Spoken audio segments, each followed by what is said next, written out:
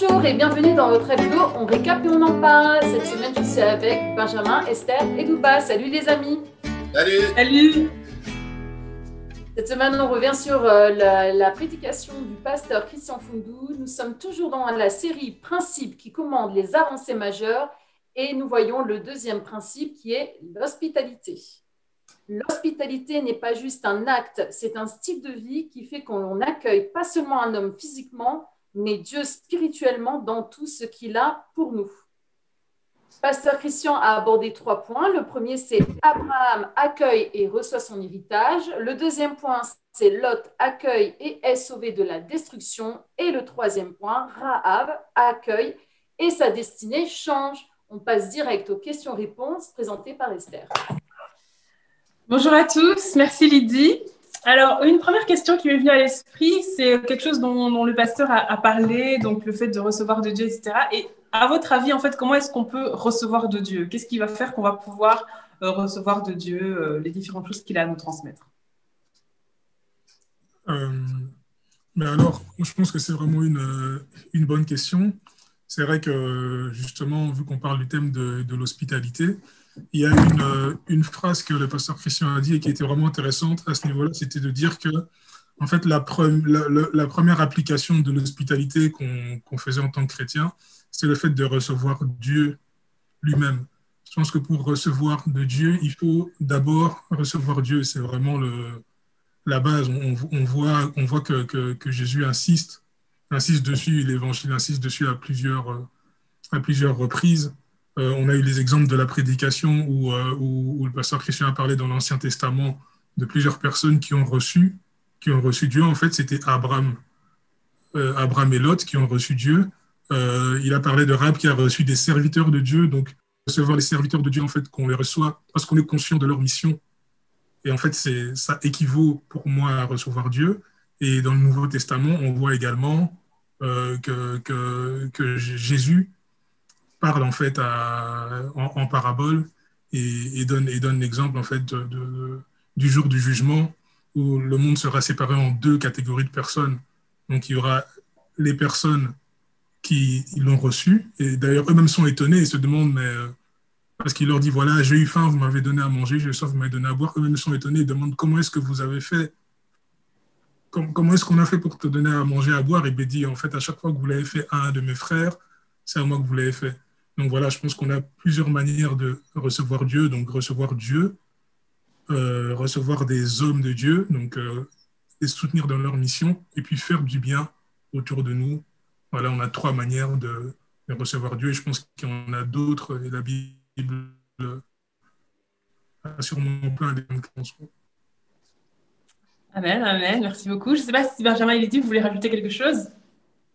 Ben, justement, moi, je vais rebondir un peu sur ce que Douba disait. Il y a un passage dans Matthieu, au fait, 10, où on parle justement de ce principe de recevoir les serviteurs de Dieu et qu'il y a une récompense qui est liée à cela. Au fait, la Bible dit, celui qui accueille un prophète en qualité de prophète recevra une récompense de prophète. Et celui qui accueille un juste en qualité de juste recevra une récompense de juste. En fait, c'est comme si le fait d'être hospitalier avec quelqu'un, il y a une bénédiction qui est liée à ça. Et cette bénédiction aussi est à la hauteur ou selon la qualité de celui qu'on reçoit. Donc, quand on reçoit quelqu'un, il y a nécessairement une bénédiction qui est liée à ça, quoi.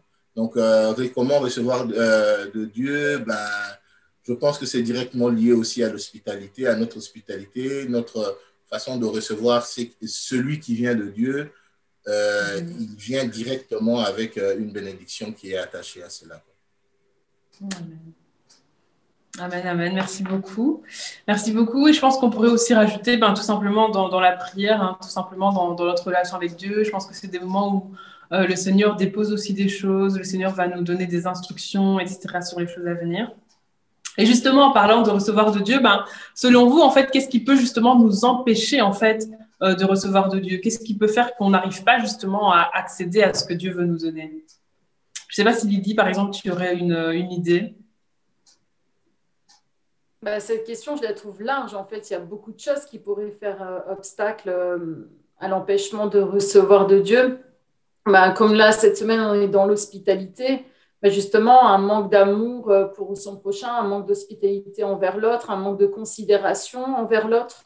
Ça peut déjà aussi empêcher un manque de générosité. Hein. Ce n'est pas forcément que financière, ça peut être un repas, ça peut être un sourire, ça peut être ouvrir sa maison. Je pense que, voilà, on pourrait partir sur plein de sujets, mais déjà, rien qu'un manque d'hospitalité peut aussi faire, par exemple, je ne sais pas, imaginons, tu invites quelqu'un chez toi et ce jour-là, cette personne a vraiment une pensée pour toi, elle te donne une parole de révélation ou alors, je ne sais pas, par exemple, tu cherches du travail et puis peut-être qu'il connaît quelqu'un qui avait un travail et qui connaît, enfin, tu vois, il te connecte.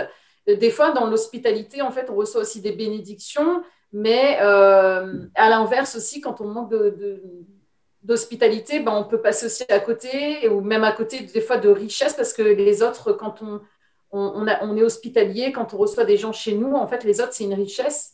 Et donc, du coup, on peut aussi recevoir plus de Dieu à travers eux. Ouais, je peux enchaîner en fait avec ce que Lydie disait. En fait, l'une des choses qui peut nous empêcher en fait de recevoir de Dieu, c'est aussi vraiment de toujours s'attendre à la façon dont on s'attend à Dieu en fait. Si on s'attend par exemple à recevoir de Dieu une bénédiction au travers de X, donc on est focalisé sur certaines personnes ou sur une personne et on ne se dit pas que si ça se trouve, Dieu veut passer par l'autre personne pour nous bénir ou pour nous parler, pour nous donner une parole.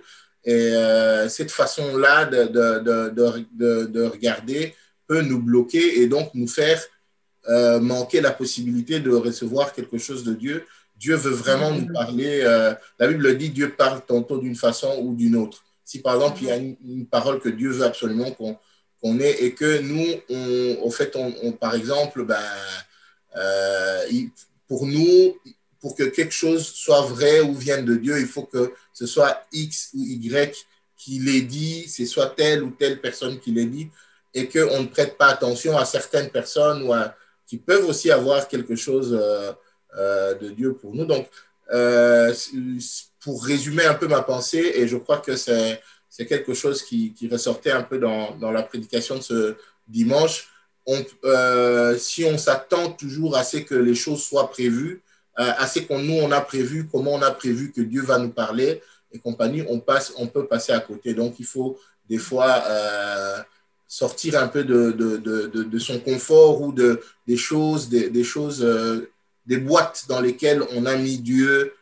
Voilà, Dieu me donne par ce moyen, Dieu me parle par ce moyen et Dieu reste il faut sortir un peu de ça, être prêt à accepter que Dieu peut nous surprendre et nous parler ou nous donner autrement que ce que nous, on pense. C'est intéressant parce que justement, ça montre quand même la différence entre donc, Dieu, on doit accepter qu'il nous dépasse et qu'on ne pourra pas le comprendre, on ne pourra pas le cerner. Donc effectivement, il y a toujours cet aspect de surprise. On le voit dans les exemples qui ont été donnés avec Abraham. Voilà, en fait, c'est 3 hommes qui arrivent, mais c'est Dieu. Donc, lui, il voit 3 hommes, mais c'est Dieu. Donc, il ne vient pas spécialement dans la forme comme Benjamin disait, où tu l'attends. Il y a cet effet de surprise.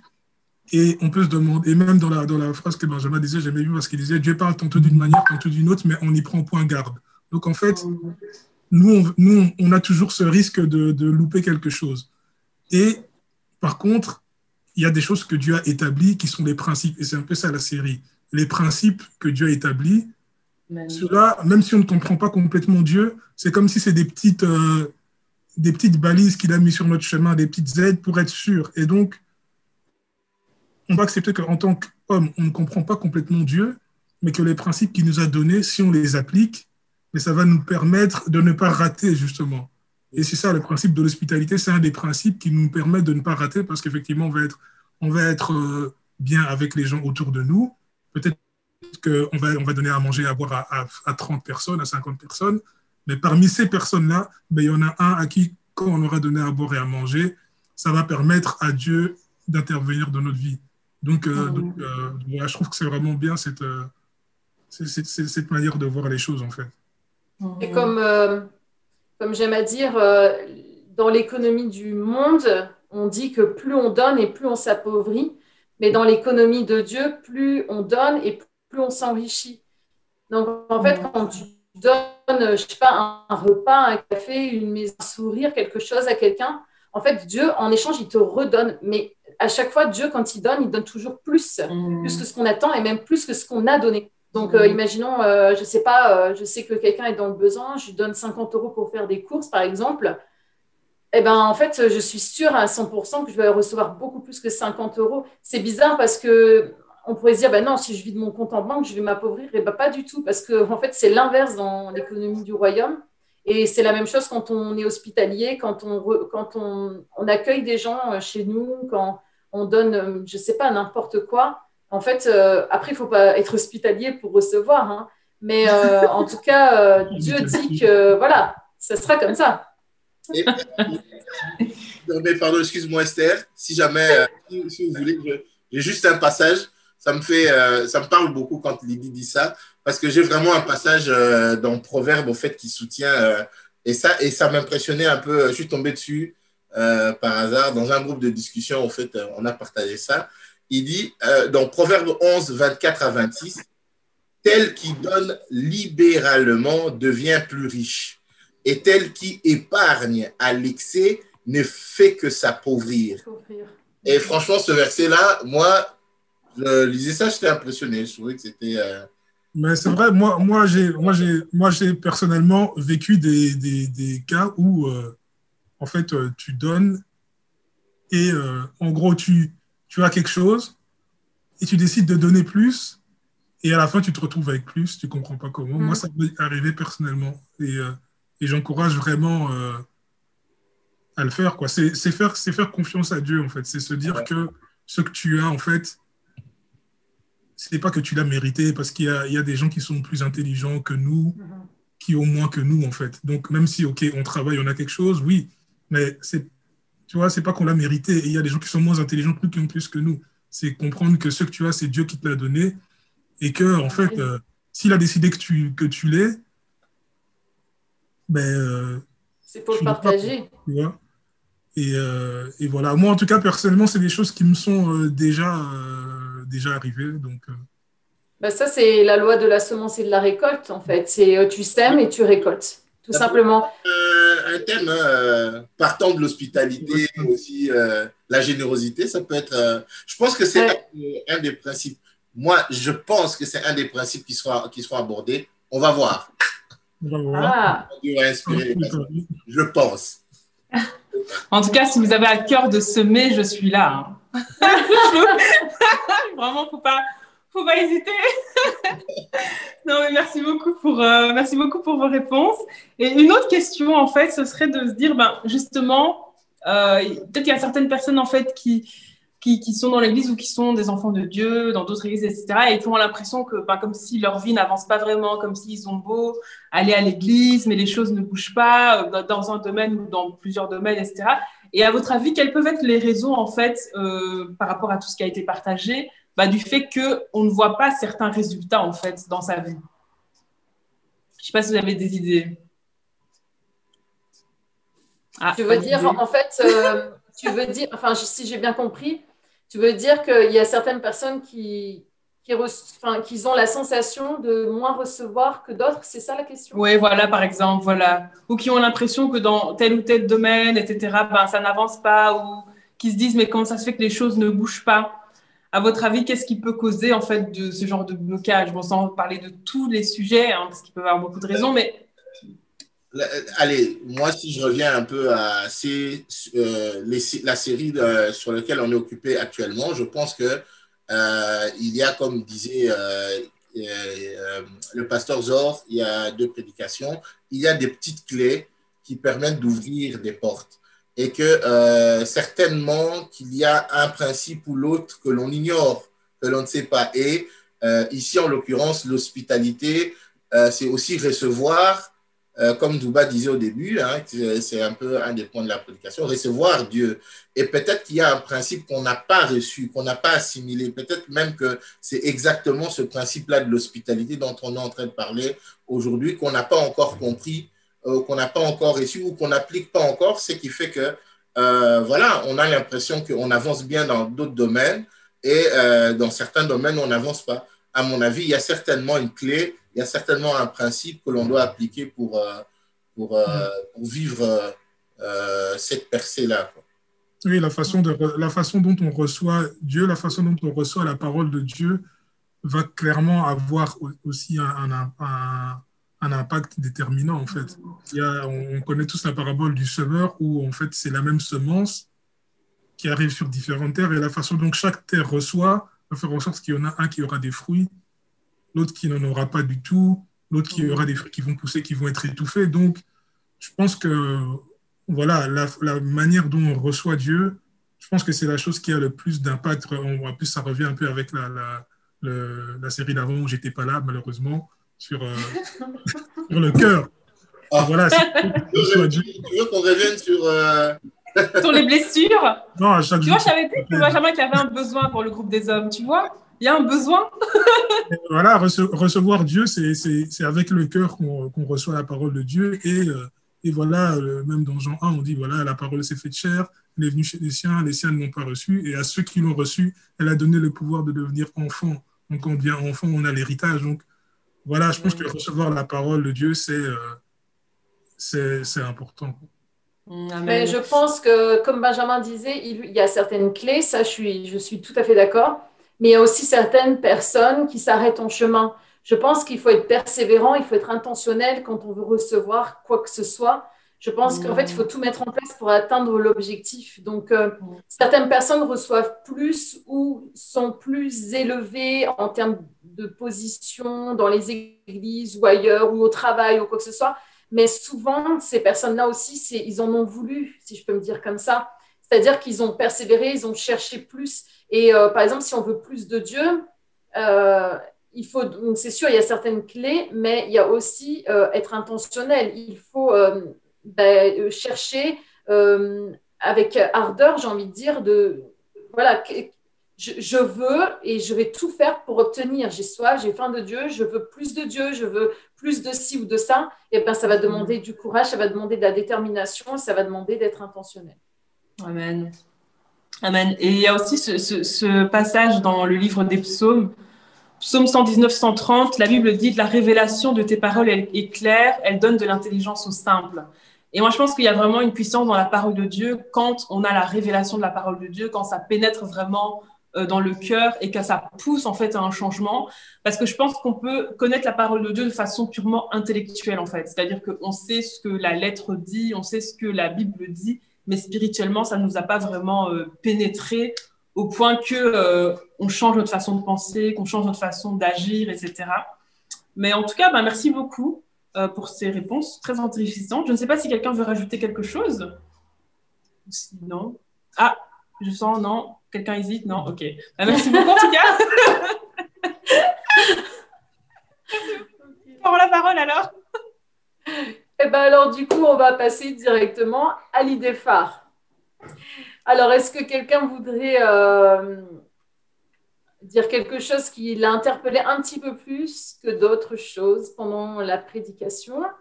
Allez, je me lance. Vas-y. Alors, quelque chose qui m'a interpellé pendant la prédication, c'est en fait, c'est les trois exemples qui ont été donnés. Donc, il y avait Abraham, il y avait Lot et il y avait Rahab. Et en fait, c'était... moi, c'est une logique une trame que j'ai vue. C'est, en gros, c'était marrant parce que ces trois personnes qui ont appliqué l'hospitalité. Et en fait, l'hospitalité, donc, c'est un principe qu'ils ont appliqué et qui a donné lieu à un changement radical dans leur vie. Donc, le cas d'Abraham, en fait, c'est ce que je notais comme la bonne personne au bon endroit. En fait, on n'avait pas grand-chose à lui reprocher. Dieu lui a demandé de quitter, il a quitté. Il a suivi, c'est le père de la foi. Enfin, c'est un exemple.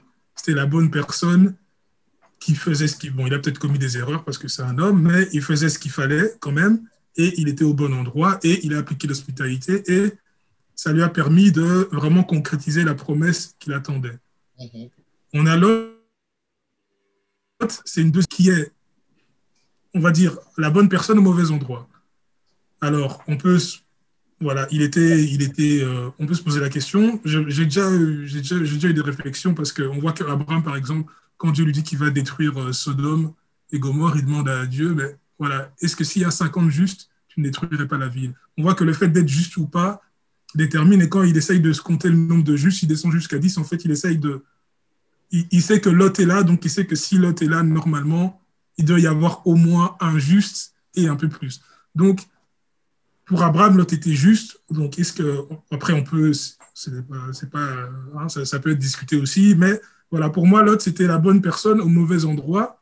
Et quand il a appliqué l'hospitalité, il a été sauvé de la destruction. Et Rahab, c'est un troisième cas, et là, c'était la mauvaise personne au mauvais endroit. Elle était prostituée dans une ville que Dieu allait détruire, et dans ce cas-là aussi, le fait d'appliquer l'hospitalité, ça l'a sauvée. Donc, je me suis dit, en fait, ça montrait vraiment que peu importe comment tu es et peu importe l'endroit où tu es, ben c'est là qu'on peut dire que c'est un principe parce que ça fonctionne. Avec tous les trois. En fait, dans tous les cas de figure, tu mets toutes les combinaisons, ça fonctionne toujours. Et là, on peut dire, OK, c'est un principe. Et moi, j'ai trouvé ça beau quand j'écoutais la prédication. Voilà. Amen. Moi, en fait, il y a un truc qui m'a vraiment parlé pendant la prédication, c'est quand Christian, il a dit imagine que il y a un peu plus de personnes que prévu qui viennent manger chez toi, là, quand il a parlé par rapport à Abraham et tout. Et à ce moment-là, j'ai pensé direct à moi. Et puis, je me dis, ah non, non, non, c'est pas possible, ça me stresse. Parce que moi, en général, quand j'invite des personnes, je compte bien, qu'il y ait tout bien à manger, etc., etc. Et là, je me suis dit, mais je me suis posé une question sérieusement. Je me suis dit, mais est-ce que je suis vraiment hospitalière en fait? Parce que le fait de me dire, mais tiens, s'il y a deux, trois personnes en plus qui n'étaient pas prévues, eh bien, moi, en fait, ouais, je me sentais stressée, frustrée. Puis après, j'ai réfléchi même toute la journée hier. Je me suis dit, mais mince, pourquoi?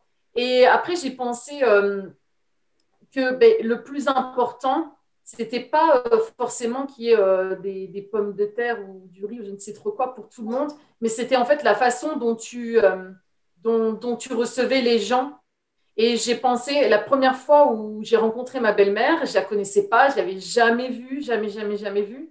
Et elle a ouvert la porte de sa maison. Bonjour, machin, Lydie. Je fais, oh, si. Elle m'a fait la bise, elle m'a pris en ses bras. J'étais, bonjour. Voilà. Et puis, elle m'a fait rentrer, elle m'a accueillie comme une princesse. Et à chaque fois, c'était tout le temps comme ça. Puis, à chaque fois qu'on va manger chez elle, elle met toujours les petits plats dans les grands. Enfin, on se sent tellement bien accueilli, etc. Et je me dis, en fait, que c'est vrai que moi, enfin, en tout cas, ça m'a vraiment parlé quand Pasteur Christian a parlé sur l'hospitalité, que des fois, en fait, il faut. La simplicité aussi, c'était bon. On n'était pas obligé forcément de toujours vouloir en faire des tonnes et que, en fait, c'était une histoire de cœur aussi, pour moi, l'hospitalité. Parce que quand tu reçois, c'est pas forcément pour compter le nombre de pommes de terre. Je sais pas pourquoi je parle des pommes de terre. À mon avis, c'est parce qu'on est au pays de la patate. mais voilà, je pense qu'en fait, enfin moi en tout cas, ça m'a vraiment touchée. Je me dis, c'est vrai qu'on doit rester simple aussi quand on est hospitalier, quand on reçoit des gens. Eh ben, faisons-le tout notre cœur. Et puis, je me dis, des fois, je me mets une pression parce que je voudrais tellement que mes invités se sentent bien.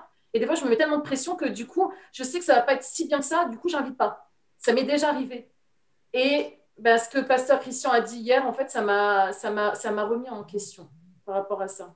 Moi, je voulais juste élever un truc, un point, quand il parlait du fait que, en fait, c'est un style de vie. Et l'hospitalité, c'est un style de vie. Et à un moment, il parlait, par exemple, du fait que Lot accueille, on voit comment Lot accueille, en fait, les anges qui viennent. Et il dit, bon, on sait que Lot a grandi dans la maison d'Abraham.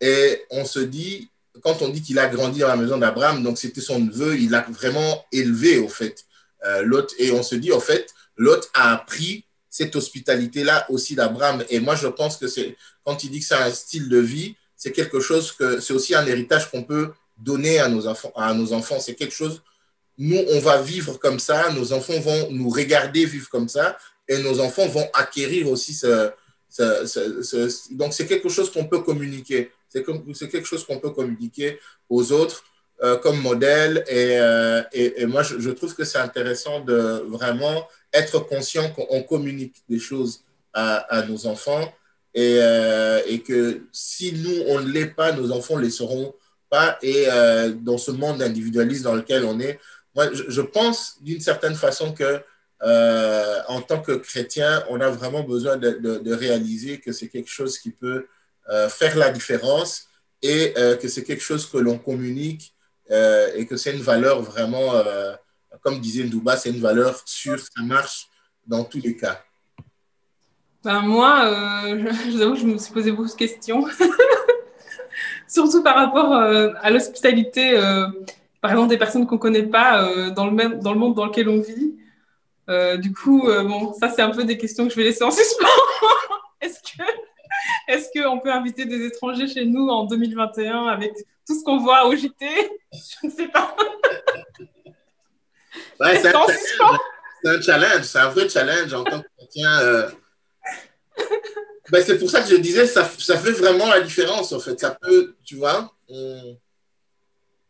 voilà, c'est un principe, lorsqu'on l'applique, c'est sûr qu'on va être différent, surtout dans la société dans laquelle on vit actuellement. Ouais. C'est super. Ben, écoutez, voilà, c'était des idées. Bon, il faudrait creuser tes questions, Esther. On fera une autre émission rien que pour toi. Est-ce que, Benjamin, je pourrais te demander avant qu'on se quitte, si tu voudrais bien prier pour nous tous, surtout Oui. pour Esther.